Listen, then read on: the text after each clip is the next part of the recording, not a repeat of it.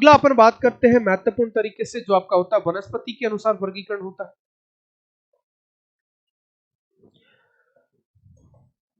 वनस्पति के अनुसार जो वर्गीकरण जो पाया जाता है वनों का, उसमें किस प्रकार से पाए जाते हैं उनको अपन देखते हैं। तो वनस्पति के अनुसार जो वनों का वर्गीकरण पाया जाता है एक मैप के माध्यम से अपन समझते हैं।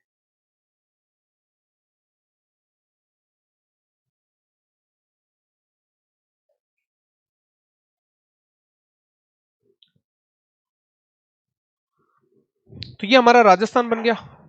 कैसा बन गया भैया? खतरनाक वाला। चलो छोटा सा नक्शा बनाते हैं।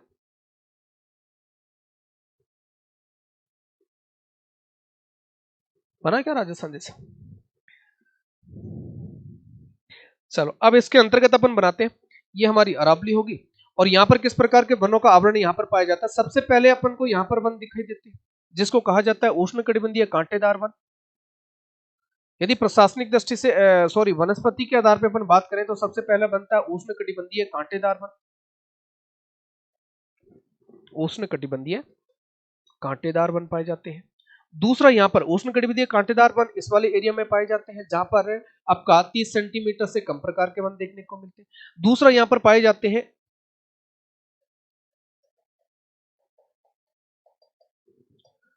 उष्णकटिबंधीय पर्णपाती वन कहते हैं, या फिर जिसको अपन उष्णकटिबंधीय धोंक वन कहते हैं। उष्णकटिबंधीय धोंक वन कहते हैं। ये आपका कहां पर पाया जाता है? ये वाला जो आपका अर्ध शुष्क वाला जो एरिया पाया जाता है इसी के अंतर्गत देखने को मिलता है। ये वाला एरिया जहां पर आपको, और कुछ एरिया आपका यहां पर भी देखने को मिलता है। इस प्रकार से आप इसको बना सकते हैं।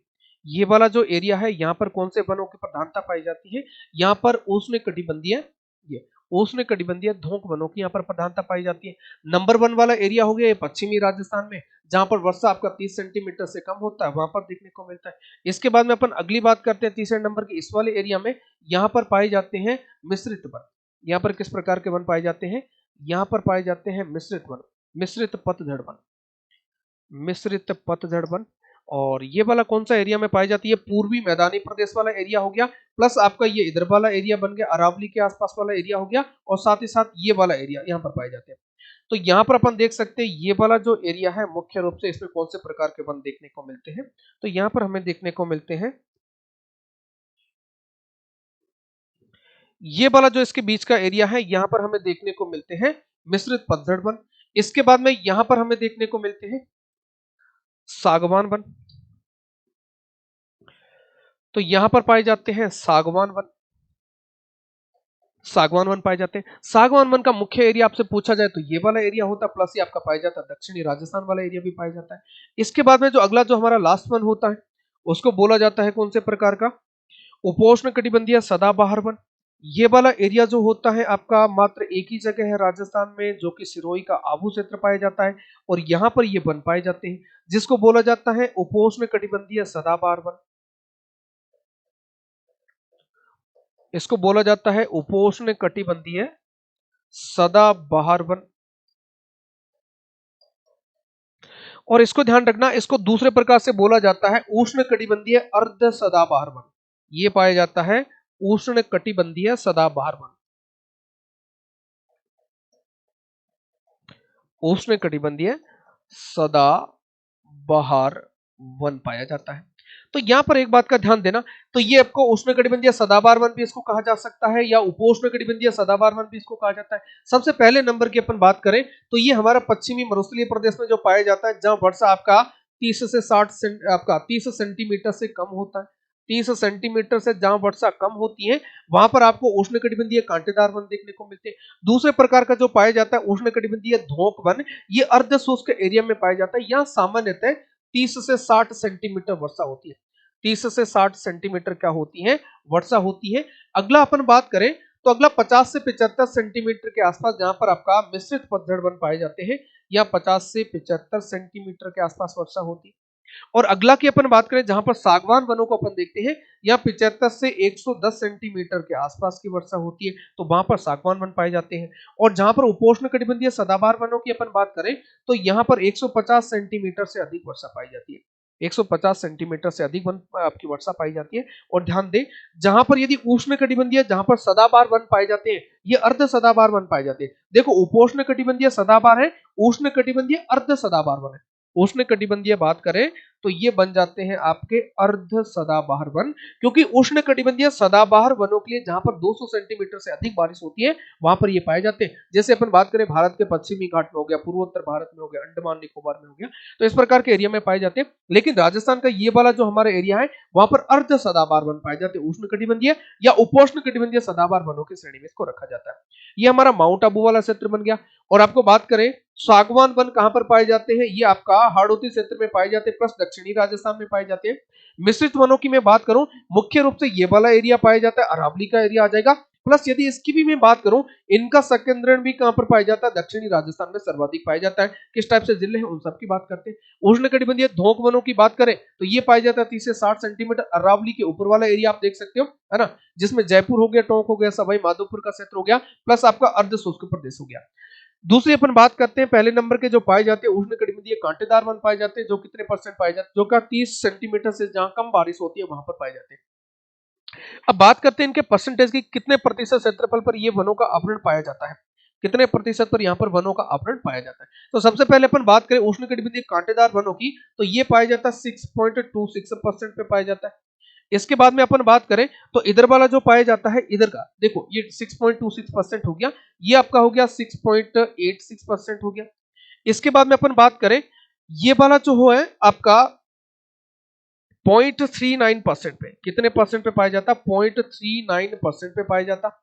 और यहां पर अपन बात करें तो ये पाया जाता है 58.11% पे, और ये वाला पाया जाता है आपका 28.40% पे, 28.40% पे पाया जाता है।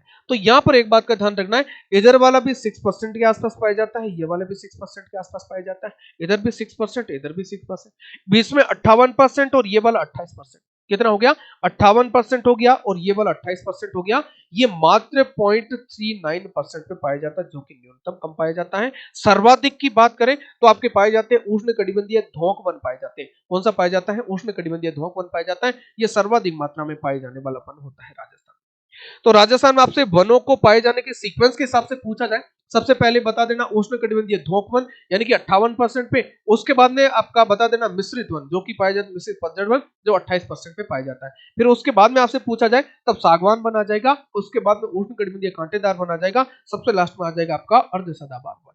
तो ये सीक्वेंस रहती है, ये वर्षा का रहता है, और ये आपका रह जाता है इसमें प्रतिशत के अनुसार। अब बात करते हैं अपन इसमें किस प्रकार के वन पाए जाते हैं। यदि वनों की अपन बात करें सर, किस प्रकार के वनों की प्रधानता यहाँ पर देखने को मिलती है, तो उष्णकटिबंधीय जो कांटेदार वन है यहाँ पर पाए जाते हैं कंटीले वृक्ष, यहाँ पर पाए जाते हैं कंटीले वृक्षों की यहाँ पर प्रधानता पाई जाती है। जैसे अपन बात करें बबूल हो गया, बबूल हो गया, बेर हो गया, केर हो गया, नागफनी हो गया, कौन सा हो गया, नागफनी हो गया। और इसके अलावा यदि अपन बात करें तो यहाँ पर जो वनस्पति पाई जाती है वो आपकी पाई जाती है विभिन्न प्रकार की घासों की प्रधानता पाई जाती है। यहाँ पर विभिन्न प्रकार की छोटी छोटी घासों की प्रधानता यहाँ पर पाई जाती है, छोटी छोटी घास यहाँ पर देखने को मिलती है। ठीक है, इसके अलावा यदि बात करें कि इस प्रकार के जो वृक्ष होते हैं ना, इसको बोला जाता है कौन से प्रकार के वृक्ष, हाँ इसमें बोला जाता है, ये सर जो होते हैं इसको बोला जाता है मरुदभिद वन बोला जाता है, इनको बोला जाता है मरुदभिद प्रकार के वनस्पति बोला जाता है, जिसको अपन बोलते हैं जीरोफाइट्स, जिसको अपन क्या बोलते हैं, मरुदभिद या जीरोफाइट्स वन बोलते हैं। यदि आपसे क्वेश्चन पूछा जाए कि मरुदभिद या जीरोफाइट्स प्रकार की वनस्पति निम्न में से कौन से एरिया में पाई जाती है, तब आपको बताना सर उष्णकटिबंधीय कांटेदार वन जो होते हैं उन्हीं में बोला जाता है जीरोफाइट्स या फिर मरुदभिद वनस्पति। इस प्रकार के मुख्य वृक्षों के नाम आपको देखने को मिलते हैं जहां आपका 30 से 60 सेंटीमीटर 30 सेंटीमीटर से कम बारिश होती है। अगला एरिया जो आता है इसमें बोला जाता है जहां 30 से 60 सेंटीमीटर के मध्य बारिश होती है, ये आपका अर्ध शुष्क वाला एरिया इसमें शामिल होता है। और यहां पर आपका सर्वाधिक यहां पर वन पाए जाते हैं 58.11%, ये अपने आप में महत्वपूर्ण कर देना। यदि पूछा जाए सर राजस्थान में सर्वाधिक वन कौन से पाए जाते हैं, तब आपको बताना सर उष्णकटिबंधीय धोंक वन होते हैं जो राजस्थान में सर्वाधिक पाए जाते हैं। इनका मुख्य वृक्ष आपसे पूछा जाए कि धोंक वनों का मुख्य वृक्ष कौन सा है, तो बता देना धोकड़ा, कौन सा होता है, धोकड़ा यहाँ का मुख्य वृक्ष होता है। तो सीधा सीधा क्वेश्चन आपसे पूछा जाए कि राजस्थान में सर्वाधिक कौन से वन पाए जाते हैं, तो धोकड़ा वन पाए जाते हैं। कौन से पाए जाते हैं? धोकड़ा वन पाए जाते हैं। धोकड़ा मतलब उष्णकटिबंधीय धोक वन जिसको कहा जाता है, ठीक है। इसके अलावा अपन बात करें इनके स्थानों का, देख लीजिएगा ये अर्ध शुष्क वाले जो जिले हैं ना, अरावली के जस्ट जो पश्चिम में पाए जाते हैं, शेखावाटी क्षेत्र हो गया, नागौर हो गया, और आपका जालोर का कुछ एरिया, और बाकी आपका पाली वाला क्षेत्र बन गया, इसमें पाया जाता है। साथ ही साथ यहाँ पर 3 जिलों के नाम आपको ध्यान रखना है। एक तो हमारा जयपुर हो गया, जयपुर के अलावा अपन बात करें तो यहाँ पर टोंक हो गया, और इसके साथ में बात करें सवाई माधोपुर, यानी कि जयपुर, टोंक, सवाई माधोपुर वाला जो एरिया है, यहाँ पर इस प्रकार के वन देखने को मिलते हैं। और इस प्रकार के वनों में मुख्य रूप से आप देखना चाहते हो तो धोकड़ा की प्रधानता पाई जाती है। लेकिन ये वाला जो एरिया अरावली के यहाँ पर ढलान में आप देखना चाहते हो तो यहाँ पर आपको बरगद के वृक्ष देखने को मिलते हैं, अशोक के वृक्ष देखने को मिलते हैं, और आम के वृक्ष की भी यहाँ पर प्रधानता पाई जाती है।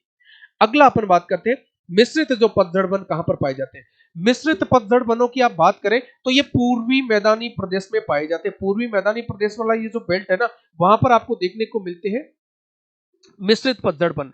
और मिश्रित पतझड़ वन की आपसे यदि पूछा जाए सर मिश्रित पतझड़ वन सर्वाधिक कहां पर पाए जाते हैं, तो डूंगरपुर बांसवाड़ा ही बताना। कौन सा बताना? डूंगरपुर बांसवाड़ा बताना। लेकिन डूंगरपुर बांसवाड़ा में ये सर्वाधिक पाए जाते हैं, लेकिन इसके ऊपर वाले एरिया में यहां पर किस प्रकार के वन आपको देखने को मिल जाते हैं? मिश्रित पतझड़ वन पाए जाते हैं, जो कि मार्च अप्रैल में अपनी पत्तियां गिरा देते हैं। लेकिन डूंगरपुर बांसवाड़ा में ये सर्वाधिक पाए जाते हैं। और ध्यान रखना डूंगरपुर बांसवाड़ा में ही सागवान वृक्ष ज्यादा पाए जाते हैं। सागवान वृक्ष भी कहां पर पाए जाते हैं? ये भी बांसवाड़ा, डूंगरपुर, उदयपुर, डूंगरपुर और उदयपुर वाले जिलों में पाए जाते हैं। तो इन दोनों का एक कॉमन एरिया पड़ता है मिश्रित पतझड़ वनों का और सागवान वनों का, वो है आपका दक्षिणी राजस्थान। ये भी सर्वाधिक दक्षिणी राजस्थान में, ये भी सर्वाधिक दक्षिणी राजस्थान में। लेकिन मैं बात करूं इस वाले एरिया की, इस वाले एरिया में मिश्रित पतझड़ वन ही पाए जाते हैं, सागवान वन नहीं पाए जाते। और ये वाला जो मैं बात कर रहा हूं इस वाला एरिया, यहाँ पर सागवान वन पाए जाते हैं, और यहाँ पर कौन से वन नहीं पाए जाते? मिश्रित पतझड़ वन नहीं पाए जाते। ये इसकी मुख्य विशेषता पाई जाती है। इसके बाद में अपन बात करें उपोष्ण कटिबंधीय जो सदाबहार वन पाए जाते हैं, और इनमें अपन बात करें तो मिश्रित पतझड़ वनों के मुख्य वृक्ष कौन थे? तो इसमें पाया जाता है ढाक पाया जाता है, प्लास पाया जाता है, साल पाया जाता है, सालर पाया जाता है। इस प्रकार के वन यहाँ पर देखने को मिलते हैं। इसके बाद में अपन आगे की बात करें सागवान वनों में सर किस प्रकार के वन देखने को मिलते हैं? एक तो इसमें पाया जाता है देसी सागवान, इसके अलावा आपका खेर पाया जाता है, कत्था पाया जाता है, महुआ पाया जाता है, बांस पाया जाता है। ये प्रकार के वृक्ष आपको सागवान वनों के अंतर्गत देखने को मिलते हैं। इसके बाद में अपन बात करें जो उष्णकटिबंधीय जो अर्ध सदाबहार वन है, इसमें आपका पाया जाता है सिरस। इसमें कौन से पाए जाते हैं? सिरस। इसमें पाया जाता है बांस, इसमें पाया जाता है बेल, और ध्यान रखना एक रोहिड़ा भी इसी के अंतर्गत पाया जाता है। कौन सा पाया जाता है? रोहिड़ा, जो अपन देखते हैं। वैसे रोहिड़ा इस वाले एरिया में पाया जाता है, लेकिन इस वाले जो आपके अर्ध सदाबहार वन है इसमें भी रोहिड़ा के वृक्षों की प्रधानता पाई जाती है। तो ये दोस्तों हमने बड़ा बड़ा देख लिया कि हमारे राजस्थान में वनों का वर्गीकरण वनस्पति के आधार पर कैसे किया गया है। यहां से आपको जिलों को मैच करवाने के लिए परीक्षा में सवाल पूछे जाते हैं। एक बार फिर से देख लीजिएगा। सबसे पहले हमने बात करी थी सर ये वाला जो एरिया पाया जाता है ना, यहाँ पर जो वन पाए जाते हैं उष्णकटिबंधीय कांटेदार वन पाए जाते हैं, और यहाँ 30 सेंटीमीटर से कम बारिश होती है, ठीक है सर। और यहाँ पर 6.26% पाया जाता है। कितने परसेंट पाया जाता है? 6.26% पाया जाता है। यहाँ पर 6.26% पाया जाता है, यहाँ पर 6.86 पाया जाता है, यहाँ पर 58, यहाँ पर 28, यहाँ पर 58, यहाँ पर 28, और यहाँ पर आपका पाया जाता सबसे कम यानी कि 0.39%। एक तो इसको डाटा याद करना है, और कौन सा आपका घटते क्रम में या बढ़ते क्रम में, ये परीक्षा में सवाल पूछा जाएगा। अगला आपसे पूछा जाए वर्षा कितनी होती है, कौन सा वृक्ष कौन से जो वनस्पति के अंतर्गत पाया जाता है उनमें मुख्य वृक्ष कौन से, एक यहां से सवाल आएगा। प्लस आपसे सवाल पूछा जाएगा कि कौन से जिले में कौन सा वन पाया जाता, तो इस हिसाब से आपसे सवाल पूछे जाएंगे। तो आपको बताना है उष्णकटिबंधीय कांटेदार वन सर 30 सेंटीमीटर से कम बारिश होती है, 6.26% पे पाया जाता है, ये वाले पूरे जिले इसमें बताना। और ये कंटीली झाड़ियां तथा इन वनों के नाम यहां पर बताना। दूसरे नंबर की अपन बात करते हैं तो आपका पाया जाता है और आपका उष्णकटिबंधीय धोक वन। सर इन वनों का मुख्य वृक्ष धोकड़ा है। इन वनों का मुख्य वृक्ष क्या है? धोकड़ा पाया जाता है। धोकड़ा वन सर्वाधिक पाए जाते हैं, धोक वन सर्वाधिक पाए जाते हैं, 58% पे पाए जाते हैं। कितने परसेंट पे? 58.11%। यहाँ पर आपको बता देना, ये आपका अर्ध शुष्क प्रदेश के अलावा सर अरावली के जो आपका जयपुर हो गया, टोंक हो गया, सवाई माधोपुर, इन जिलों में भी इनकी प्रधानता पाई जाती है। इसके बाद में सर अपन बात करें तो आगे का जो हमारा एरिया पाया जाता है, मिश्रित वनों की बात करें, मिश्रित पतझड़ वन सर ये अपनी पत्तियां गिरा देते हैं मार्च अप्रैल महीने में। और इन वनों में अपन देखें तो ढाक, साल, सालर ये प्लास मुख्य वृक्ष होते हैं। डूंगरपुर, बांसवाड़ा में सर्वाधिक पाए जाते हैं सर, लेकिन इस वाले एरिया में भी इन वनों को देखा जाता है। अरावली वाला प्रदेश हो गया और इधर वाला प्रदेश हो गया जो आपके पूर्वी मैदानी प्रदेश है, प्लस आपका दक्षिणी राजस्थान में भी पाए जाते हैं। सर्वाधिक पूछा जाए डूंगरपुर, बांसवाड़ा बताना। सागवान वनों की बात करते हैं सर, जहां पर आपका 75 से 110 सेंटीमीटर बारिश होती है वहां पर पाया जाता है। आपका मुख्य रूप से हाड़ौती प्रदेश हो गया, दक्षिणी राजस्थान हो गया, इनमें भी सर्वाधिक पूछा जाए तो डूंगरपुर, बांसवाड़ा, उदयपुर का क्षेत्र इसमें मुख्य रूप से बताना। कितने परसेंट है? 6.86% पाए जाते हैं।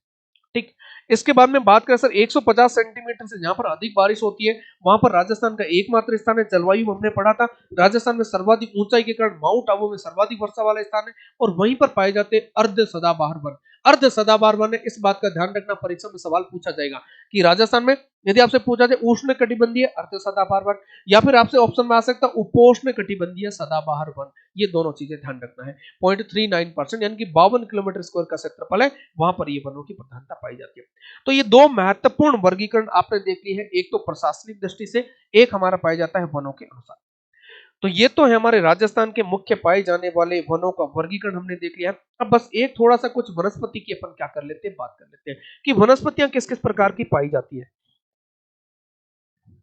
एक सा ध्यान रखना, हमने बात करी थी धोकड़ा की। किसकी बात करी थी हमने?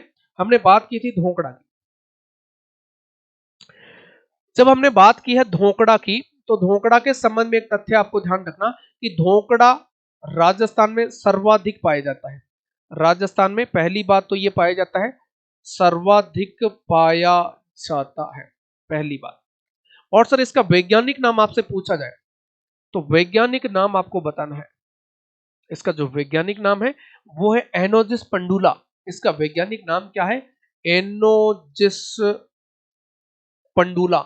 ये बहुत ही अपने आप में महत्वपूर्ण सवाल है, ध्यान रखना। एनोजिस पंडुला किसका वैज्ञानिक नाम है? तब आपको बताना सर धोकड़ा का वैज्ञानिक नाम क्या है? एनोजिस पंडुला। यदि पूछा जाए कि क्या राजस्थान में एनोजिस पंडुला वन सर्वाधिक पाए जाते हैं तो बताना जी हाँ। क्या धोकड़ा वन सर्वाधिक पाए जाते हैं तो बताना हाँ। धोकड़ा किस प्रकार के वनों का है? तो धोक वनों का मुख्य वृक्ष जो पाया जाता है वो है आपका धोकड़ा। ठीक है, तो यहां पर ध्यान रखना धोकड़ा बहुत ही महत्वपूर्ण है। तो जिससे मैं पंडुला, जिससे मैं पंडुला, देखो जिससे में पडुला, जिससे में पडुला, तो एनोजिस पडुला इसका वैज्ञानिक नाम भी है धोकड़ा का, बहुत ही महत्वपूर्ण है। सवाल सीधा सीधा आएगा, जिससे में पडुला, जिससे में पडुला, तो एनोजिस पडुला इसका वैज्ञानिक नाम बन जाएगा धोकड़ा का। इसके बाद में अपन बात करें अन्य वनस्पति की, जो पश्चिमी राजस्थान में कुछ वनस्पति पाई जाती है। पश्चिमी राजस्थान की कुछ वनस्पति के नाम अपन देखते हैं सर। जैसे अपन बात करें तो सबसे पहले अपन बात करते हैं सेवण की। किसकी बात करते हैं सर? सेवण की। सर सेवण घास पाई जाती है लाठी सीरीज में।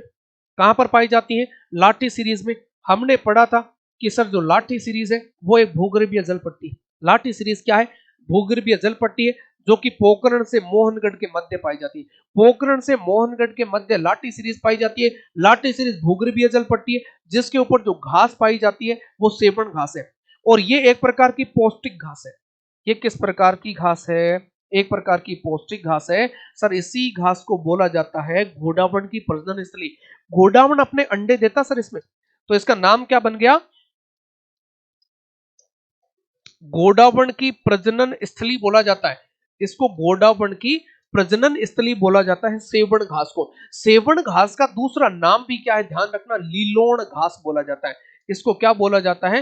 लीलोण घास बोला जाता है सेवण घास को। सेवण के अलावा सर अन्य कुछ घासों के नाम अपन लेते हैं, जैसे कि पाई जाती है धामण। क्या पाई जाती है? धामण, मुरात, अंजन।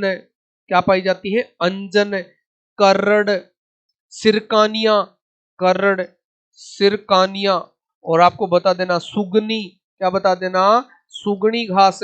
तो ये घासों के नाम है, बहुत ही महत्वपूर्ण है, ध्यान रखना। क्वेश्चन पूछा जाएगा कि मुरात, अंजन, करड़ क्या है? पश्चिमी मरुस्थलीय प्रदेश में पाई जाने वाली घासें, विभिन्न प्रकार की बीमारियों के नाम, या फिर आपकी भेड़ की नस्लें। इस प्रकार के क्वेश्चन ऑप्शन में आ सकता है। तो धामण, मुरात, अंजन, करड़, सिरकानिया, सुगनी, है ना। सुगनी से क्या किया जाता है? आपका औषधि तैयार किया जाती है, साबुन बनाए जाते हैं इससे। ठीक है, अब यहां पर एक महत्वपूर्ण बात ध्यान देना, कुछ आपकी सुगंधित घासें भी पाई जाती है। कुछ पश्चिमी मरुस्थलीय प्रदेश में सुगंधित घासें भी पाई जाती है। सुगंधित घासों के नाम देख के देखो। सुगंधित घासों की जब बात करूं तो एक पाई जाती है ओलेवरी घास। घास का नाम क्या सर? ओलेवरी घास। इसको लेमन घास बोला जाता है। ओलेवरी घास को क्या बोला जाता है? ओलेवरी घास। जिसको बोला जाता है सर लेमन घास। क्या बोला जाता है? लेमन घास। कहां पर पाई जाती है? ये पाई जाती है आपकी ओसिया। कहां पर है? ये ओसिया जोधपुर। ओसिया का नाम आपने सुना होगा। ये ओसिया और लोहावट क्षेत्र, ये ओसिया और लोहावट क्षेत्र में पाया जाता है। ये कहां पर है सर? ये ओसिया तथा लोहावट क्षेत्र कहां पर है? ये जोधपुर में। ओसिया तथा लोहावट जोधपुर में पाई जाती है लेमन घास। कौन सी घास है? लेमन घास है। और लेमन घास किसको बोला जाता है सर? ओलेवरी घास को बोला जाता है। ये सुगंधित घास है। एक और घास का नाम आपने सुना होगा जिसको बोला जाता है बूर घास। कौन सी घास बोला जाता है? बूर घास। सर बूर घास बीकानेर, बूर घास बीकानेर में पाई जाती है। कहां पर पाई जाती है? बूर घास बीकानेर में पाई जाती है। और उसके बाद में अपन एक और घास की बात करते हैं। एक तो एंचा घास आपने देखा होगा। एंचा घास आपकी कहां पर पाई जाती है? केवला देव घाना पक्षी बिहार में पाई जाती है एंचा घास, है ना। एक मोथिया घास का ध्यान देना सर। मोथिया घास की अपन बात करें तो ये पाई जाती है ताल छापर चूरू में। कहां पर पाई जाती है? ताल छापर चूरू। ये जो वन्य जीव अभ्यारण्य है इसके अंतर्गत कौन सी घास पाई जाती है? मोथिया घास पाई जाती है। वहीं पर अपन बात करें एंचा घास की, वहीं पर बात करें अपन कौन सी घास की? एंचा घास की। तब आपको बताना सर एंचा घास कहां पर पाई जाती है, तब बता देना। ये पाई जाती है केवला देव में। ये कहां पर पाई जाती है? केवला देव। केवलादेव घाना पक्षी बिहार। केवलादेव घाना पक्षी बिहार में जो घास पाई जाती है वो एंचा घास है। और दोस्तों ध्यान रखना, ये एंचा घास यहाँ पक्षियों की मृत्यु को लेकर चर्चा में रही थी, क्योंकि एंचा घास क्या, एक जाली के नुमा लंबी लंबी घासें पाई जाती है। पक्षियों के पंजे उसमें फंस जाते हैं, जिसकी वजह से वो वहीं पर क्या हो जाते हैं? मृत्यु हो जाती है उनकी। तो एंचा घास केवलादेव घाना पक्षी बिहार के पक्षियों की मृत्यु को लेकर चर्चा में रही थी। वही केवलादेव घाना पक्षी बिहार जहां पर साइबेरियन सारस जैसे पक्षी आते हैं शीतकाल में प्रवास के लिए। तो यहाँ पर मोथिया घास की हमने बात करी, बुर घास की बात करी, ओलेवरी घास की बात करी। ये बहुत ही महत्वपूर्ण घास है, पश्चिमी मरुस्थलीय प्रदेश में कुछ पाई जाती है। अब बात करते हैं पूर्वी आपका जो मैदानी प्रदेश है वहां पर एक और घास पाई जाती है जिसको बोला जाता है खस घास। घास का नाम क्या बता रहा हूं? खस घास। इसकी बात करें इससे पहले एक स्लाइड पे आइएगा। हमने जब सेवण घास पढ़ा था, सेवण घास का वैज्ञानिक नाम आपको थोड़ा ध्यान रखना, क्वेश्चन पूछा जाता है जब भी बात आ जाए सेवण घास का तो इसके साथ में लिखना है वैज्ञानिक नाम। सेवण घास का वैज्ञानिक नाम बताना है लसियरुस सिडिकुस। इसका वैज्ञानिक नाम क्या है? लसियरुस सिडिकुस। लसियरुस सिडिकुस। लसियरुस सिडिकुस क्या है सर? वैज्ञानिक नाम है। सर किसका वैज्ञानिक नाम है? ये सेवण घास का वैज्ञानिक नाम है, इस बात का ध्यान रखें। ओके, तो ये वाला। इसके बाद में अपन कौन सा पढ़ रहे थे? खस घास पढ़ रहे थे, जिसको बोला जाता है रोसा घास। जिसको क्या बोला जाता है? रोसा, या फिर जिसको बोला जाता है पाम रोजा घास। जिसको क्या बोला जाता है? रोसा या पाम रोजा घास बोला जाता है खस घास को। सर ये भी एक प्रकार की सुगंधित घास है। ये भी सर कैसी घास है? सुगंधित घास है। सर ये सुगंधित घास कहाँ पाई जाती है? तब आपको बताना कि सर ये वाली सुगंधित घास पाई जाती है आपकी भरतपुर में। कहां पर देखने को मिलती है? भरतपुर में देखने को मिलती है। इसके बाद में ये आपकी सर भरतपुर के नीचे सवाई माधोपुर, सवाई माधोपुर और ये टोंक, सवाई माधोपुर, टोंक और ये भरतपुर जिलों में पाई जाने वाली सुगंधित घास है। बहुत ही महत्वपूर्ण है सर। इस घास का उपयोग कहां पर किया जाता है? ये आपके कमरे को ठंडक प्रदान करने में, कमरे को ठंडक प्रदान करने में, है ना। सर्दियों में मत करना। कमरे को ठंडक प्रदान करने में, और इसका प्रयोग किया जाता है खुशबूदार बनाने के लिए। कौन सी दार? खुशबूदार बनाने में, है ना। खुशबूदार बनाने में इसका प्रयोग किया जाता है। और दूसरा आपको यहाँ पर बता देना है कि सर इसकी जड़ों से इत्र तथा शरबत तैयार किया जाता है। इसकी जड़ों से क्या किया जाता है? इत्र व शरबत तैयार किया जाता है। शराब नहीं शरबत लिखना। अरे क्या बता देना, इत्र व शरबत तैयार किया जाता है इसकी जड़ों से। ये खस या पाम रोसा घास सवाई माधोपुर, भरतपुर तथा टोंक दोसा वाले क्षेत्र में पाई जाने वाली महत्वपूर्ण घास है। इस बात का ध्यान रखना। ठीक है, अगले की अपन बात करते हैं। अगला हम बात कर रहे हैं किसके बारे में? हाँ, अगला एक पढ़ लेते हैं अपन, जो पाया जाता है खेर के वृक्ष। कौन से वृक्ष पाए जाते हैं? खेर के वृक्षों के संबंध में ध्यान रखना। खेर क्या है? सर खेर से तैयार किया जाता कत्था। खेर से क्या तैयार किया जाता? जो पान में प्रयोग करते कत्था। खेर से, खे से कै तैयार किया जाता। कत्था तैयार किया जाता कथोड़ी जनजाति द्वारा। किसके द्वारा किया जाता? कथोड़ी जनजाति द्वारा तैयार किया जाता। और सर कौन सी प्रणाली के द्वारा किया जाता? तब बताना सर, हांडी प्रणाली के द्वारा तैयार किया जाता। कौन सी प्रणाली के द्वारा तैयार किया जाता? हांडी प्रणाली के द्वारा कथोड़ी जनजाति द्वारा कत्था तैयार किया जाता। खेर से तैयार किया जाता। किससे तैयार किया जाता? खेर से तैयार किया जाता। और सर इसका वैज्ञानिक नाम आपसे पूछा जाए तो बता देना, अकेसिया कट्टेचू। नाम क्या है इसका? खेर का acacia catechu. Acacia catechu. Catechu यहां पर बता देना, अकेसिया कटेचू। अकेसिया कटेचू इसका वैज्ञानिक नाम है। खेर के संबंध में ध्यान रखना, ये आपका कहां पर पाया जाता है? सर ये दक्षिणी राजस्थान में पाया जाता है। मुख्य रूप से दक्षिणी राजस्थान के अलावा ऊपर वाले एरिया में भी पाया जाता है। ध्यान रखना, ये पाया कहां पर जाता है? दक्षिणी राजस्थान के अलावा भी पाया जाता है। यानी कि आपका महुआ तथा इसमें ये मुख्य असमानता पाई जाती है। महुआ भी दक्षिणी राजस्थान में पाया जाता है, तो ये भी दक्षिणी राजस्थान में पाया जाता है। खैर दक्षिणी राजस्थान के ऊपर वाले एरिया में पाया जाता है। कहते हैं ना कि खैर ये तो कहीं पर भी पाया जाता है, तो मतलब वो दक्षिण के अलावा खैर कहीं भी पाया जाता है। तो यहाँ पर ध्यान रखना, दक्षिण के अलावा ऊपर में भी। तो दक्षिण राजस्थान, दक्षिण राजस्थान यानी कि डूंगरपुर, बांसवाड़ा, प्रतापगढ़, ये आपका सिरोही वाला क्षेत्र हो जाएगा। दक्षिणी राजस्थान प्लस आपका ये बूंदी में भी आपको देखने को मिलता है। अजमेर हो गया, जयपुर हो गया, इस प्रकार के स्थानों पर आपको देखने को मिल जाएगा खेर के वृक्ष देखने को मिल जाएगा। कत्था तैयार किया जाता, कथोड़ी जनजाति द्वारा किया जाता, हांडी प्रणाली से किया जाता। वैज्ञानिक नाम इसका अकेसिया कटेचू है। अगली अपन बात करते हैं महुआ की। किसकी बात करते हैं? महुआ की।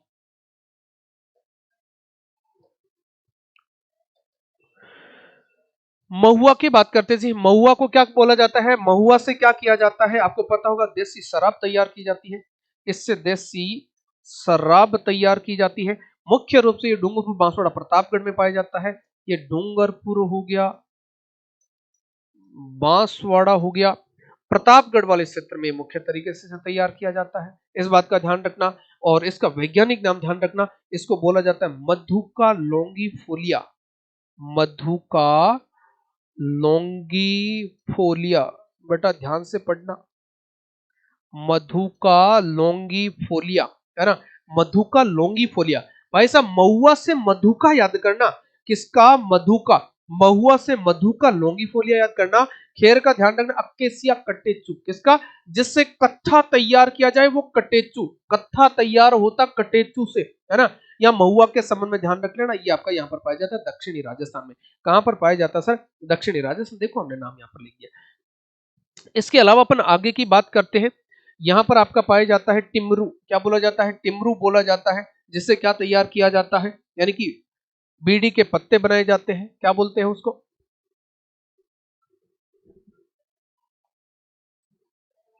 टिमरू। टिमरू से क्या किया जाता है? यानी कि इसके पत्तों से, इसके पत्तों से क्या किया जाता है? इसके पत्तों से बीड़ी तैयार की जाती है। इसके पत्तों से क्या की जाती है? बीड़ी बनाई जाती है। और दूसरा अपन बात करें, इसको बोला जाता है वागड़ का चीकू। इसे क्या बोला जाता है? वागड़ का चीकू इसे बोला जाता है। ये इसका महत्वपूर्ण बात आपको ध्यान में रखनी है। और दूसरी अपन बात करें तो इससे बीड़ी तैयार की जाती है। मयूर बीड़ी का कारखाना आपसे पूछे कि सर मयूर बीड़ी का कारखाना कहां पर है, तो बता देना बेटा टोंक में है ना? मयूर बीड़ी का कारखाना आपका टोंक में है ना? टोंक का शुभंकर आपसे पूछा जाए तो हंस बता देना। शुभंकर क्या बता देना? हंस बता देना, है ना? शुभंकर हंस बता देना। देखो भाई साहब, टिमरू से, इससे पत्तों से क्या किया जाता है? यानी कि बीड़ी तैयार किया जाता है। और बीड़ी बीड़ी पीते टोक देते हैं ना लोग, बीड़ी पीते तो टोक देते हैं, तो बीड़ी का कारखाना भी कहां पर, टोक देते हैं। और टोकने पे क्या करते हो, हंसने का कार्य करते हो। तो यहां पर ध्यान रखना कि सर बीड़ी पीते तो टोक देते, टोक देते तो हंस देते। तो कहने का मतलब टोक, हंस और ये आपका बीड़ी, ये सारा एक ही साथ में आपको कनेक्ट करके याद करना। इसके बाद में अपन अगला बात को ध्यान रखते हैं। देखो अगली चीज को अपन पढ़ते हैं। तो यहाँ इसके बाद में अगला हम पढ़ते हैं कौन से वृक्ष के बारे में, ये मुख्य मुख्य वृक्षों के बारे में हमने यहाँ से क्या कर दिया, कैलकुलेशन कर दिया। अब एक बात करते हैं ढाक तथा प्लास की। एक बात आती है ढाक तथा प्लास के संबंध में अपन बात करें। सर ये ढाक तथा प्लास ये कहां पर पाई, इसको बोला जाता है सर जंगल की ज्वाला। इसे क्या बोला जाता है, जंगल की ज्वाला, फ्लेम ऑफ द फॉरेस्ट बोला जाता है। और सर ये कहां पर पाया जाता है, राजसमंद में। कहां पर पाया जाता है, राजसमंद में ये सर्वाधिक पाया जाता है। नदी का नाम पूछे तो बनास नदी घाटी। अरे कौन सा पूछा जाए, बनास नदी घाटी क्षेत्र में ज्यादा पाया जाता है। आपको पता होगा बनास नदी का उद्गम राजसमंद से होता है। इस बनास नदी के संबंध में हमने भूरी दोमट मृदा भी पढ़ी थी। उसी भूरी दोमट मृदा में, उसी बनास नदी घाटी क्षेत्र में एक वृक्ष पाया जाता है जिसका नाम क्या, ढाकिया प्लास है, जिसको बोला जाता है जंगल की ज्वाला। जिसको क्या बोला जाता है, जंगल की ज्वाला बोला जाता है राजसमंद में। यदि आपसे पूछा जाए कि सर जंगल की सुंदरता किसको बोला जाता है, यदि आपसे पूछा जाए कि सर जंगल की सुंदरता किसे बोला जाता है, यदि आपसे पूछा जाए कि जंगल की सुंदरता किसे बोला जाता है, सुंदरता आपसे पूछा जाए, तब आपको बताना आर्किड। क्या बोला जाता है, जंगल की सुंदरता बोला जाता है आर्किड को। आर्किड को जंगल की सुंदरता बोला जाता है। और आदिवासियों का हरा सोना आपसे पूछा जाए, आपसे पूछा जाए कि आदिवासियों का हरा सोना, आदिवासियों का हरा सोना आपसे पूछा जाए, तब आपको बता देना है बांस, बम्बू का एराडिनारिका फोलिया, है ना। तो आपको बता देना है बांस, बम्बू का एराडिनारिका फोलिया। तो ये आपका बन जाएगा आपका बांस। इस टाइप से आर्किड याद कर लेना, ढाक या प्लास याद कर लेना, जंगल की ज्वाला जिसको कहा जाता है। ये मुख्य तरीके से आपके पाए जाने वाले वृक्ष हैं। एक प्रकार से और अपन बात कर लेते हैं। एक पाया जाता है सर साल का वृक्ष।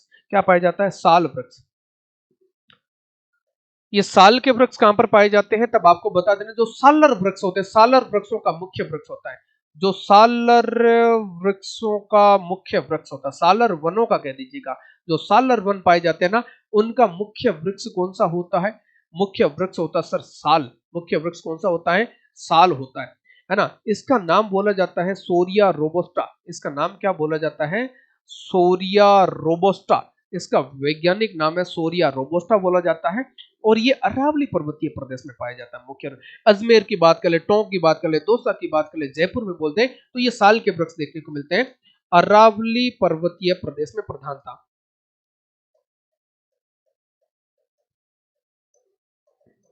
अरावली पर्वतीय प्रदेश में इसकी क्या पाई जाती है, इसकी प्रधानता पाई जाती है। ये बात का ध्यान रखना। एक वैज्ञानिक नाम और पीछे देखते हैं, जो हमने कौन सा देख लिया था, ढाकिया प्लास का हो गया। हाँ, ये जो जंगल की जो ज्वाला कहा जाता है, ढाकिया प्लास के वैज्ञानिक नाम की अपन बात करें तो इसको बोला जाता है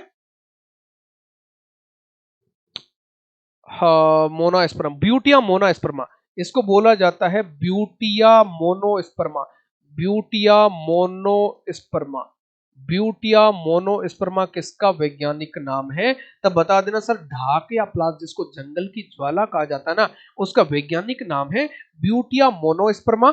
और यहां पर आपने कौन सा देख लिया, यहाँ पर सोरिया रोबोस्टा किसका वैज्ञानिक नाम है, साल का ध्यान रखना, सोरिया रोबोस्टा इसका वैज्ञानिक नाम है। ये महत्वपूर्ण कुछ वैज्ञानिक नाम जो पूछे जाते हैं वही आपको बताएं, तो यहां से ध्यान रखना। ये सारा कंटेंट जो अब तक का हमने बताया ये बहुत ही महत्वपूर्ण है अपने एग्जाम के प्रोस्पेक्टिव। भारतीय वनों के संबंध में, भारतीय वन संपदा के संबंध में जितने भी जो तथ्य बनते हैं ना दोस्तों, उन सबको हमने एक साथ में डिस्कशन कर लिया, यदि आपको पता हो तो।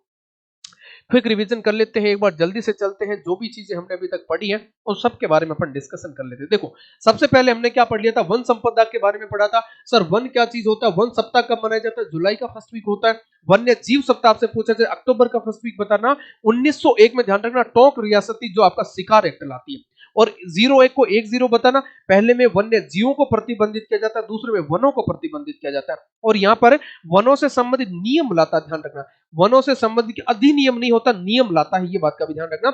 अधिनियम की बात आए तो अलवर लाएगा, अधिनियम कौन लाएगा, अलवर लेके आएगा। और 1903-5 में लाएगा। फिर 5-3 में राजस्थान सरकार क्या लाती है, अधिनियम लाती है। नवीनतम संशोधन कब किया जाता है? इसका 2014 में किया जाता है। अभी आगे देखिएगा, स्वतंत्रता के बाद की बात करें 1949-50 वन विभाग की स्थापना की जाती, 13% भूभाग पर वन था। कितना था? 13% भूभाग पर वन था। भाई चिंतनीय स्थिति थी। तो वन नीति आई 1952 की, पहली वन नीति, और कह दिया कि भाई साहब पहली वन 1952 में, ध्यान रखना, यानी कि 5 और 2, 2 के बाद में 3 आता, तो 33% वनों का लक्ष्य रखा गया। इन तीन को ऐसे मिला दोगे तो बता देना सर, नवीनतम वन नीति कब आती? 1988 में आती है। और राजस्थान वन नीति 2010 में लाता है, और ऐसा करने वाला देश का पहला राज्य बन जाता है। सर वन होता है, वन से पर्यावरण अच्छा होता है, पर्यावरण से वर्षा होती है, वर्षा से जल नीति आती है, और जल से कृषि होती है। तो ये सारी नीतियां एक साथ में आएगी। जैव विविधता बोर्ड की स्थापना भी कब की जाती है? 2010 में की जाती है। इसके बाद में अगला ध्यान दो, यहां पर बात करते हैं वन सर्वेक्षण विभाग 1981 में स्थापना की जाती है। मुख्यालय देहरादून उत्तराखंड में होता है। रिपोर्ट ISFR बोला जाता है, भारतीय वन स्थिति रिपोर्ट बोला जाता है। प्रति 2 वर्ष में प्रकाशित होती है। पहली रिपोर्ट 1987 में आती है। नवीनतम रिपोर्ट 17वीं 2021 में आती है। मंत्रालय भारतीय वन, पर्यावरण और जलवायु परिवर्तन मंत्रालय, भूपेंद्र यादव इसके मंत्री। ये बात भी ध्यान में रखना। अगली बात करते हैं सर, ये जो रिपोर्ट प्रकाशित तैयार की गई एक उपग्रह के माध्यम से की जाती है, जिसको रिसोर्स सेट 2 उपग्रह कहा गया है। और ये आपका वनावरण, इसमें बात करें अभिलेखित वनावरण कितने प्रतिशत है, तब आपको बता देना सर 9.60% अपने आप में बहुत ही महत्वपूर्ण।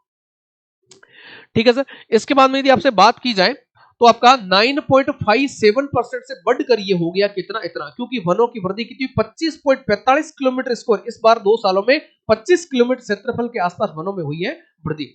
इसके बाद में बात करें सर कुल वनावरण कितना, तो 4.87 बताना। कुल वृक्षावरण पूछे तो 2.56 बताना। वनावरण और वृक्षावरण दोनों पूछा जाए तब 7.43% बताना। सर वनावरण क्या होता है, वृक्षावरण क्या होता है? यदि किसी भी 1 किलोमीटर क्षेत्रफल की अपन बात करें, वहां 10% से अधिक वन है तो वो आ गया वनावरण। यदि कम है तो वृक्षावरण, है ना। तो ध्यान रखना, राजस्थान में वनावरण ज्यादा है, वृक्षावरण है, तो बताना सर वनावरण ज्यादा है, वृक्षावरण कम। अगला ध्यान दो, सर्वाधिक वनों वाले जिलों की बात करें तो उदयपुर, अलवर, प्रतापगढ़ और कौन सा बन जाएगा? 12 बन जाएगा। इस बात का ध्यान रखना, ऐसा बता देना, यहां से आपको बता देना उदयपुर, अलवर, प्रतापगढ़ 12 प्रतिशत। बात करें जस्ट ऐसा करके प्रतिशत बना देना, यानी कि एक उदयपुर हो जाएगा, इधर वाला प्रतापगढ़, इधर वाला कौन सा बन जाएगा? सिरोही बन जाएगा। सीधी सी बात, यहां पर करौली बता देना। ठीक, आगे की बात करते हैं। यहां पर यदि न्यूनतम वनावरण का बात करें तो दोनों में ऐसा एरो आएगा, लेकिन पीछे की साइड में जाएगा। देखो, यानी कि चूरू हनुमानगढ़, फिर पीछे उदयपुर गंगानगर। ध्यान रखना, चूरू हनुमान, देखो ऊपर वाला हनुमानगढ़ गंगानगर, फिर नीचे चूरू आ गया, नीचे जोधपुर आ गया। वेरी सिंपल, है ना। चूरू हनुमानगढ़, आपका जोधपुर गंगानगर बन जाएगा। इसमें बात करें तो जोधपुर प्रतिशत के मामले में पहले नंबर पे जोधपुर न्यूनतम में, और वहां पर बात करें तो आपका चूरू बन जाएगा क्षेत्रफल के अकॉर्डिंग। और हमने जब पढ़ा था तो कहा था कि सर राजस्थान में जो चूरू सर्वाधिक ठंडा तथा सर्वाधिक गर्म क्यों है? क्योंकि वहां पर वनों का क्या पाया जाता है? बहुत न्यूनतम आवरण पाया जाता है। तो यहां पर जोधपुर बन जाएगा, चूरू बन जाएगा, जैसलमेर हो जाएगा, बीकानेर हो जाएगा। सर्वाधिक वन वृद्धि दर चंबल, अपना लूणी नदी से याद करना, जहां आपका उद्गम होता पानी ज्यादा, वनावरण की वृद्धि ज्यादा हुई, और जहां पर खत्म हो जाए वन क्या हो गए? खत्म हो गए। जालोर का ध्यान रखना। सर्वाधिक झाड़ी वाला पूछा जाए, झाड़ी के भाई साहब होता झाड़िया, याद करते हैं झाड़िया के होता पाला, तो पाला से याद करना पाली। झाड़िया पूछा जाए, झाड़ी कहां, तो बोला सर झाड़िया, झाड़िया के होता पाला। पाला काटने का कार्य करता हनुमान। कौन करता? हनुमान। तो पाला हो जाएगा खत्म। तो ध्यान रखना, न्यूनतम पाला की बात करें तो हनुमान बता देना, सर्वाधिक बताएं तो बता देना झाड़िया के होता पाला, सर्वाधिक झाड़ी वाला पाली। तो इसके बाद में अगला बता देना कि वनों का वर्गीकरण सब 2 प्रकार से किया जाता है, प्रशासनिक दृष्टि से किया जाता है और वनस्पति के आधार पर किया जाता है। यदि सर प्रशासनिक दृष्टि से बात करें तो PRU प्रोटेक्टेड फॉरेस्ट होता है, रिजर्व फॉरेस्ट होता है, अनक्लासिफाइड होता है। तो यहाँ PRU से याद करना, P सर्वाधिक होता है, उसके बाद U होता है, फिर PRU, P होता, R होता, U होता। ये 3 चीज ध्यान रखना। परसेंटेज महत्वपूर्ण है, ध्यान रखना। 56.43 हो जाता, 37.05 हो गया, 6.52% हो गया। सीधा सीधा पूछा जाएगा। और इनके क्या क्या विशेषता होती है ये सारी आपने देखी। यहाँ पर परमिशन के बाद में कार्य कर सकते, यहाँ परमिशन है ही नहीं। रिजर्वेशन बोले तो रिजर्वेशन, कोई परमिशन नहीं, एंट्री नहीं, बिल्कुल नहीं, है ना। तो एब्रोगेट का मतलब होता है सर कहीं पर भी पाए जाते हैं, पेड़ के आसपास पाए जाते, अपने घरों के आसपास, कोचिंग के आसपास में। तो यहाँ पर ध्यान रखना, इस वाले मैप के माध्यम से याद कर लेना, है ना, जैसे हम बनाते हैं इस प्रकार का। तो ये बन गया PRU, बना देना इसको। यहाँ पे प्रोटेक्टेड बन जाएगा, यहाँ पे रिजर्व बन जाएगा, यहाँ पर ये बन जाएगा। इधर आपका 12 होता, इधर आपका कौन सा बन जाता? उदयपुर बन जाता, इधर आपका कौन सा बन जाएगा? बीकानेर बन जाएगा। ये आपका सीक्वेंस याद करना। सर ये वनस्पति के आधार पर बहुत ही महत्वपूर्ण है, आपको सबसे पहले करना सर इधर 6.26 से 6.86 होता, 58 और 28 याद कर लूंगा। और यहाँ पर कितना बन जाएगा? आपका 0.39% बन जाएगा। यहाँ पर 30 सेंटीमीटर से कम, फिर 30 से 60% हो गया, फिर 50 से आपका 75 हो गया। उसके बाद में आप याद करते हो कौन सा, 75 से 110 सेंटीमीटर, और 150 से अधिक जहां पाया जाता है वहां पर आपका उपोष्ण सदाबहार वन पाए जाते हैं, या फिर आपका उष्ण कटिबंधीय अर्ध सदाबहार वन पाए जाते हैं। ये महत्वपूर्ण तरीके से ध्यान रखना कौन कौन से वन पाए जाते हैं, क्या विशेषता, और सर्वाधिक पाए जाने वाले वन धोकड़ा है। ध्यान रखना, क्वेश्चन फिर से पूछा जाएगा, तो अगला ध्यान रखना, धोकड़ा सर्वाधिक पाए जाने वाले। वैज्ञानिक नाम एनोजिस पंडुला, सर महत्वपूर्ण है जिसे में पंडुला। पश्चिमी राजस्थान की वनस्पति की बात करें, सर सेवन, जिसको लीलोन भी बोला जाता है। लाठी सीरीज, जो कि जिसकी लाठी उसकी भैंस किसके हाथ में होती है, पीएम के हाथ में। तो पोखरण से मोहनगढ़ के मध्य लाठी सीरीज पाई जाती है, उसमें सेवन घास पाई जाती है, लीलोन घास कहा जाता है, पौष्टिक घास होती है, घोड़ाउन की प्रजनन इसलिए कहा जाता है। वैज्ञानिक नाम पूछा जाए, लस्सी रुस सीढ़ी कुछ बता देना। उसके अलावा घासों की बात करें, धामण, मुराद, अंजन, करण, सिरकानिया, सुगड़ी, ये कुछ घासें पाई जाती है। इसके अलावा सुगंधित घासों की बात करते हैं, ओलेवरी घास है ना, ओरलेरी नहीं ओलेवरी है ना, ओलेवरी जिसको लेमन कहा जाता है, क्या कहा जाता है, लेमन, सुगंधित घास होती है। सर ऐसे ओलेवरी, ऐसे ओसिया, ओलेवरी ओसिया, वैसे बुर वैसे बीकानेर है ना, ओलेवरी ओसिया बुर बीकानेर, ओलेवरी ओसिया बुर बीकानेर। ओसिया के पास ये लोहावट पड़ता है और वहां पर आपका जोधपुर में आ जाएगा, ये बीकानेर में होता है। मोतिया घास, ध्यान रखना, ये आपके छोटे छोटे आप पाई जाती है, बहुत ही खाने के लिए पौष्टिक घास होती है, और यहाँ पर पाई जाती है आपके ताल छापर चूड़ू में पाई जाती है। और एंचा घास पाई जाती है केवलादेव घाना पक्षी बिहार में, और केवलादेव घाना पक्षी बिहार के पक्षियों की मृत्यु की वजह कौन सी है, एंचा घास। इसके बाद में आगे की बात करते हैं, तो यहाँ पर खस घास, रोसा घास या पामरोजा घास की बात करते हैं। सर ये आपके पाई जाती है, सुगंधित घास है, भरतपुर सवाई माधोपुर टोंक वाले क्षेत्र में पाई जाती है, कमरों को ठंडक प्रदान करने, खुशबूदार बनाने, जड़ों से इत्र तथा शरबत तैयार किया जाता। खस घास आपसे पूछा जाएगा कहां पर पाई जाती है। अगली अपन बात करते हैं, तो यहां पर हमने कहा था खैर की बात करते हैं। खैर सर महुआ तो पाया जाता है केवल दक्षिण में, खैर तो खैर ऊपर भी पाया जाता है। तो यहां से कत्था तैयार किया जाता है कथोड़ी जनजाति द्वारा हांडी प्रणाली से। वैज्ञानिक नाम अकेसिया कट्टेचू, ध्यान रखना, दक्षिणी राजस्थान प्लस बूंदी, ये आपका अजमेर जयपुर इस वाले क्षेत्र में पाया जाता है, भीलवाड़ा भी पाया जाता है। तो यहाँ पर महुआ का ध्यान देना, केवल दक्षिणी राजस्थान में देसी शराब तैयार की जाती है। मधुका लोंगीफोलिया वैज्ञानिक नाम है, और यहाँ पर ध्यान रखना डूंगरपुर बांसवाड़ा प्रतापगढ़ में सर्वाधिक पाए जाते हैं। फिर बात करें सर हमने टिमरू, किसकी बात करते हैं, टिमरू की अपने बात करते हैं, जिसको तो क्या बोला जाता है, पत्तों से तो बीड़ी बनाई जाती है, उसके फल को क्या बोला जाता है, वागड़ का चीकू कहा जाता है ना। तो यहाँ पर ध्यान रखना, मयूर बीड़ी का कारखाना टोंक में कहा है, और वहां पर आपके हंस उसका शुभंकर है। मयूर बीड़ी, सर बीड़ी पीते तो टोक देते, टोकने पे हंस देते, ठीक है, ये ध्यान रखना। और ढाकिया पलास, ये आपके लाल सुर्ख रंग के इसके क्या होते हैं सर, पीले कलर के इसके जो फूल होते हैं, और जब वो आपका दिन के समय दिखते हैं धूप में, तो इसको लगता है कि जंगल में आग लगी हो, तो जिसको कहा जाता है जंगल की ज्वाला, फ्लेम ऑफ द फायर कहा जाता है। और सर ब्यूटिया मोना स्पर्मा क्या है, इसका वैज्ञानिक नाम बहुत ही महत्वपूर्ण है। राजसमंद में पाया जाता है, बनास नदी घाटी क्षेत्र में पाया जाता है, जंगल की सुंदरता ऑर्किड को कहा जाता है, आदिवासियों का हरा सोना किसको कहा जाता है, बांस को कहा जाता है, ये बात भी ध्यान में रखनी है। और साल कहें तो सर सालर वनों का मुख्य वृक्ष होता साल, सोरिया रोबोस्टा वैज्ञानिक नाम होता, और अरावली पर्वतीय प्रदेश में इसकी प्रधानता पाई जाती है। भगवान विष्णु से संबंधित है, भगवान विष्णु से संबंधित है साल वृक्ष की, और महात्मा जो अपने महावीर स्वामी है, उनको भी ज्ञान की प्राप्ति साल वृक्ष के नीचे हुई थी। तो ये सार वृक्षों से संबंधित और जितने भी वन हो गया, वनस्पति हो गया, नवीनतम रिपोर्ट हो गया, दोनों प्रकार से वर्गीकरण हो गया, ये सारी बात वन तथा वन संपदा से संबंधित हमने देख ली। धन्यवाद दोस्तों, मिलते हैं अगले टॉपिक के साथ।